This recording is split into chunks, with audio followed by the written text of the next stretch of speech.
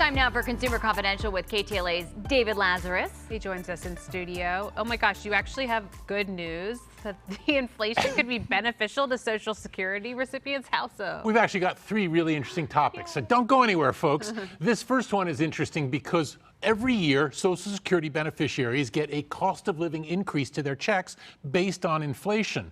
All right, we already know that consumer prices are really high, but that is going to play out to a higher cost of living increase next year. How much? We still don't know because this is usually tabulated using third quarter data. We're not there yet, but the nonprofit Senior Citizens League is already anticipating that we could see a record cost of living increase to Social Security checks for next year, perhaps over 8%, obviously to keep up with the cost of living. This year there was a 5.9% increase, and that quickly got overtaken by inflation, much to the detriment of Social Security users.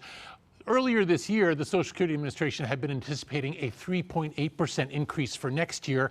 That's obviously off the table at this point. So when we look at a more than 8% increase for next year, that should take pressure off of seniors. Here's the downside, though, and you knew there would be one. The higher the cost of living increase, the faster it's going to accelerate Social Security's financial problems. And that's something that it'll take lawmakers to step up and fix.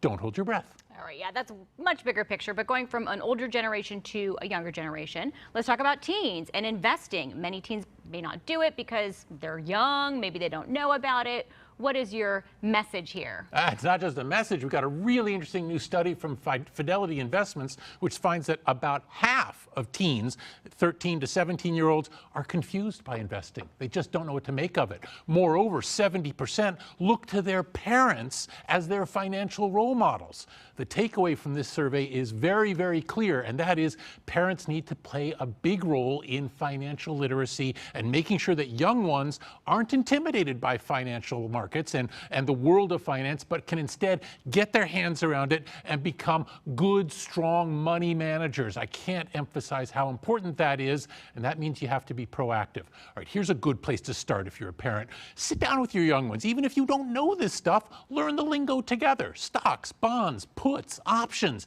Figure it out. Talk about it among yourselves. Become comfortable with it, because comfortable is the key thing. What I did with my son when he was younger is we first created a dummy portfolio of companies that he was interested in, like Disney and video game makers. Not actual investments, but every day we looked at how the stock prices were doing, and this gave him familiarity. And then he gradually got his feet wet with a real portfolio, and that allowed him to be more comfortable. Now he's into shorting stocks, which I'm not happy about. He's become a much more aggressive little investor. Hedge fund. Oh yeah, he's like day trading, which is something that I'm not encouraging here. But the important message for all parents is don't let your kids feel intimidated by this stuff. Let them understand it, let them get comfortable with it, and let them be proactive with managing their funds. What age do you think that they start understanding? Oh, I think young. I think 8, 9, 10. That's when you want to introduce them to this so that they understand that this is something that mom and dad are doing and they can do it too. My son is Cash. He signs the S with a dollar sign sometimes. Dude. And they know about investing. Yeah, he's got to. Yep. He's got to know money if his name is Cash. Okay, 9/10 of a cent. What's the deal with gas stations always promoting it that way? If I could do a good Seinfeld impersonation, what's the deal with 9/10? But no, I can't. But I get answers for you here. If you go to the gas station, this isn't a surprise for you.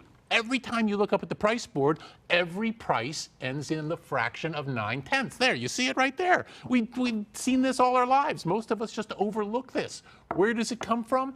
This goes back about a century to when states first started rolling out gas taxes. At the time, gas went for, wait for it, about 10 cents a gallon. So if you wanted to put a little gas tax on top of that, you couldn't really round it up by a whole penny. That's a 10% increase. So fractions started being used. By the 1950s, gas stations realized, all right, well, forget that. We can just maximize our profit by sticking with 9/10. And from there, it's been 9/10 ever since, regardless. That's where this practice comes from. Now let's talk about reality. At this point, we're at crazy level prices where gas is up above $6 a gallon. We're no longer in the 10 cents a gallon place anymore. Let's do away with these crazy fractions which do nothing for consumers. If you're going to round up by a penny, for goodness sakes. It's not that hard. It's much clearer, and it allows consumers to have a much better chance to understand what gas really costs. Laz, Yeah. you need your Thank own you. show. I would listen to you talk on many subjects. Well, You're just okay so great then. at explaining everything. Well, they keep talking about podcasts, but That'd be great. Well, we are happy to have you here, Laz. you. Thank you.